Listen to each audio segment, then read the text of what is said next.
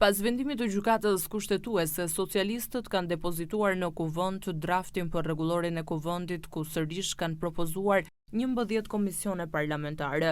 Procedura e diskutimit do të jetë e rregullt dhe jo e përshpejtuar, ndërsa projekt vendimi mban firmën e kreut të grupit të Partisë Socialiste, Taulant Balla, deputetit Erion Malaj dhe Erio Mile. Socialistët kanë vendosur që ligjet që kanë të bëjnë me integrimin të kalojnë dhe me procedurë të përshpejtuar. Deri më tani një gjë e tillë nuk ndodhte, por me propozimin e ri ky kufizim zhbëhet. Nga ana tjetër, Partia Socialiste kërkon kufizim të kohës së fjalimeve në parlament.